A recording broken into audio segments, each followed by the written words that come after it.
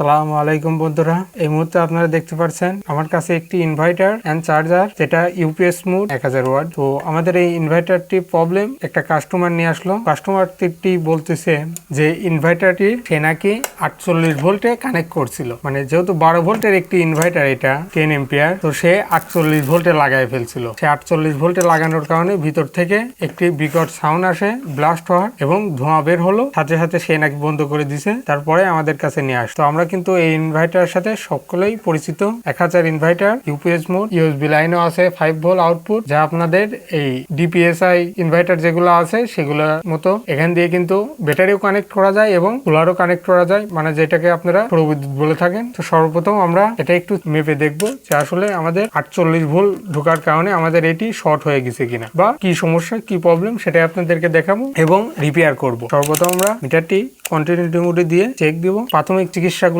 আগে সর্বপ্রথম অ্যাপ্লাই করব, তারপরে আমরা আস্তে আস্তে সামনের দিকে আগাবো। তো আমরা সর্বপ্রথম দেখবো যে এটা শর্ট আছে কিনা, যেহেতু আমাদের এটা কিন্তু বেশি ভোল্টেজ ঢোকার কারণে লাইনটি শর্ট হতে পারে। তো দেখতে পারছেন, যেহেতু আমাদের 200-র উপরে রিডিং থাকার কথা, আমাদের বেস্ট ভালো একটি রিডিং আছে, তার মানে আমাদের এই প্রবলেমটি নাই। তো আমরা উল্টো করে দেখবো। উল্টো করে দেখার পরও দেখতে পারছেন আমাদের 200-র কিন্তু উপরে আছে। তো আমরা এখন লাইনটি ভোল্টেজ দিয়ে চেক করতে পারি। ভোল্টেজ দিলে আশা করি আমাদের আর কোনো ব্লাস্ট বা অন্য কোনো প্রবলেম হবে না। তার আগে আমরা খুলে নিচ্ছি। ইনভার্টার নিয়ে কিন্তু পূর্বেও আমাদের চ্যানেলে ভিডিও আছে, আপনারা গিয়ে দেখে আসতে পারেন। যদি 500 ওয়াট বা 600 ওয়াট 1000 ওয়াট হয়ে থাকে, আমাদের পূর্বেও অনেক ভিডিও আছে। তো আছে, অনেকে কমেন্ট করতেছে বেশি ভোল্টেজ ঢুকাইলে বা ঢুকে গিলে কি হয়, এটা নিয়ে একটি ভিডিও বানাতে। তো হয়ে গেল একটি ভিডিও আজকে।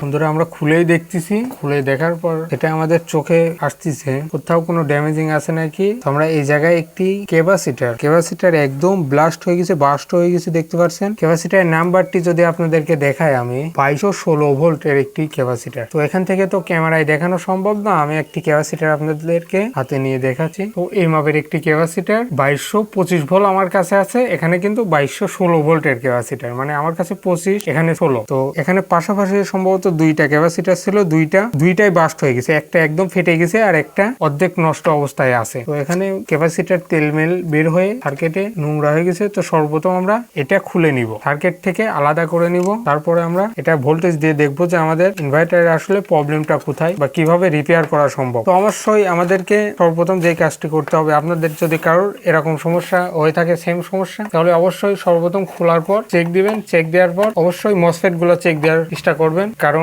বেশি ভোল্টেজ ঢুকে যাওয়ার কারণে বা উলাট পালাট লাগার কারণে কিন্তু মসফেট গুলো শর্ট হয়ে যায়। মসফেট গুলাই কিন্তু মার খায় বেশিরভাগ। এগুলো আসলে মসফেটই বেশিরভাগে নষ্ট হয়ে থাকে, তাছাড়া কিন্তু অন্যান্য কোনো প্রবলেম হয় না। তো এটা একদম বেশি ভোল্টেজ ঢোকার কারণে কিন্তু আমাদের ক্যাপাসিটার কিন্তু একদম উড়ে গেছে, দেখতে পাচ্ছেন। তো আমরা অবশ্যই মসফেটের লাইন গুলো, নাট গুলো খুলে নিব, যেহেতু আমাদের মসফেট গুলো একটু চেক দিতে হবে যে আমাদের মসফেট গুলো কোনো সমস্যা হয়েছে কিনা। যেহেতু ভোল্টেজ কিন্তু অনেক ভোল্টেজ ঢুকে গেছিল, সেখানে লাগবে 12 ভোল্ট, এখানে ভোল্টেজ চলে গেছিল 48 ভোল্ট, ভাবা যায়। আমরা এটা খুলে নিই। বন্ধুরা আমরা স্ক্রু গুলো খুলে নিয়েছি। খোলার পর যে আমাদের মসফেট গুলো আটকানোর জন্য, আইসি গুলো আটকানোর জন্য যে স্টিল গুলো, প্লেট গুলো, মানে যেটা বলে না কেন, এটা কিন্তু খুলে নিলাম। এখন আমরা ফ্যানটি সাইডে সরাই রাখি। আমাদের সার্কিটটি এখান থেকে আমরা বের করব। আগে সার্কিটটি বের করার জন্য এক সাইডের থেকে ধাক্কা দিলেও কিন্তু বের হয়ে যাবে। আমাদের সাইডের থেকে আমরা মসফেট গুলো সরাই নিব। তো বন্ধুরা আমরা ফ্রেমের থেকে কিন্তু আমাদের সার্কিটটি বের করে নিয়েছি। অবশ্যই আমরা ক্লিন করব, সর্বপ্রথম ময়লাগুলা পরিষ্কার করব, তারপরে দেখবো যে কোথায় কোথায় প্রবলেম। বন্ধুরা আমাদের ক্লিন করার পর আমাদের দেখতে পাচ্ছেন আমাদের মসফেটটি কিন্তু কোথাও ফাটা নাই, কোনো মসফেট কিন্তু নষ্ট নাই। যেহেতু এক্সট্রা অনেক সেফটি দেওয়া আছে 1000 ওয়ার্ডে, এই কারণে কিন্তু মসফেট মার খায় নাই, দেখতে পাচ্ছেন। সর্বপ্রথম ফিল্টারের উপরে গিয়েছে এবং ফিউজের উপরে গিয়েছে। বিষয়টা ভাবার কথা, ফিউজটাও মার খায় নাই, যেহেতু আমাদের 40-40 দুইটা আছে। আমরা সর্বপ্রথম আমাদের ফিল্টার গুলা খুলে নিব। যেহেতু এর আগে আপনাদেরকে আমি মেপে দেখাইছি আমাদের লাইনটি কোনো শর্ট নেই। তো এখন আমরা কারেন্টে দিয়ে দেখবো যে আমাদের সমস্যাটি, আমরা সর্বপ্রথম ভোল্টেজটি দিয়ে দেখবো আসলে আমাদের রিডিংটি কি পর্যায়ে আছে এবং আমাদের ইনভার্টারটি কি পর্যায়ে আছে। অবশ্যই আপনাদেরকে দেখাবো, সাথে থাকুন। কানেকশন গুলা করে নিচ্ছি। আমাদের দেখতে হবে যে কোনো মসফেট ডিস্টার্ব আছে না কি। আমাদের মসফেট সবগুলাই ঠিক আছে। আমরা এখন আমাদের কালো এবং লাল কালার দেখে 12 ভোল্টের একটি ব্যাটারিতে লাগিয়ে দিই। বন্ধুরা ব্যাটারি লাগানোর পর আমাদের ইনভার্টারটি লাইন পাইছে, দেখতে পাচ্ছেন একটি সবুজ বাতি জ্বলতেছে। তো আমরা সুইচ দিয়ে দেখবো। সুইচ দেওয়ার পর আমাদের এখানে কিন্তু এই যে আমাদের আইপিএসটি কিন্তু অন হলো, ইনভার্টারটি কিন্তু চালু হলো, এখানে রিলেও কিন্তু শব্দ করতেছে। তো আমরা আমাদের আউটপুটটা দেখবো যে আমাদের আউটপুটটা আসলে ঠিকভাবে আউটপুট হচ্ছে কিনা। আমরা আউটপুট এসি ভোল্টেজটি মেপে দেখি। আমাদের এসি ভোল্টেজও মোটামুটি ঠিক আছে, আপনারা দেখতে পাচ্ছেন আমাদের এসি ভোল্টেজও কিন্তু মোটামুটি ঠিকঠাক আছে। তো আমাদের এসি ভোল্টেজও ঠিকঠাক আছে, কিন্তু আমাদের ক্যাপাসিটরটি নষ্ট হয়ে গেছে ফিল্টার। তো আমরা এখানে যত আমাদের ফ্যানটি আছে ফ্যানটা অবশ্যই লাগিয়ে দেখবো সবগুলো লাইন ঠিক আছে কিনা আমরা আস্তে আস্তে চেক দিব। আপনারা দেখতে পাচ্ছেন 12 ভোল্ট ঢোকার কারণে সম্ভবত আমাদের ফ্যানটিও নষ্ট হয়ে গেছে, ফ্যানটি কিন্তু ঘুরতেছে না। অবশ্যই আমাদের 12 ভোল্ট এখানে চেক দিতে হবে মিটার দিয়ে, আসলে আমাদের লাইনটা কোনো ফল্ট হলো কিনা। না বন্ধুরা, আমাদের 12 ভোল্ট কিন্তু আউটপুট লাইনে ফ্যানের লাইনে কিন্তু শো করতেছে, কিন্তু আমাদের ফ্যানটিও নষ্ট হয়ে গেছে। তো সর্বপ্রথম আমাদের যে কাজটি করতে হবে, আমরা সর্বপ্রথম ফিল্টার গুলো চেঞ্জ করে নিব। ফিল্টার বাদে কিন্তু আমাদের লাইনটি কোনো ফল্ট নাই, সবগুলো কিন্তু ঠিকঠাক ভাবে আছে। আমরা ফিল্টার গুলো চেঞ্জ করে দেওয়ার পর তারপরে আমরা দেখবো যে আমাদের রিডিংটা কিরকম দেখায়। তো 48 ভোল্ট ঢোকার পরও কিন্তু কোনো সমস্যা হয় নাই, আপনারা দেখতে পাচ্ছেন। আমরা সর্বপ্রথম ফিল্টারটি চেঞ্জ করে দেখবো যে আসলে আমাদের আর কোনো প্রবলেম হয় কি না। যেহেতু কাস্টমার যে বক্তব্য দিল কাস্টমার অনুযায়ী বুঝলাম, লাগানোর সাথে সাথে শব্দ হয়েছে, সাথে সাথে খুলে ফেলছে। অবশ্যই উনি একটি সচেতন ব্যক্তির কাজ করেছে, কারণ যেহেতু বেশি ভোল্টে লাগাইছে সে বুঝতে পারে না, ভুল করে লাগানোর কারণে শব্দ হয়েছে কিনা সাথে সাথে উনি খুলে ফেলছেন। বেশিক্ষণ থাকলে পরে কোনো সমস্যা বড় ধরনের হতো, সে বেশিক্ষণ রাখে নাই, সাথে সাথে খুলে ফেলছে। এই কারণে শুধুমাত্র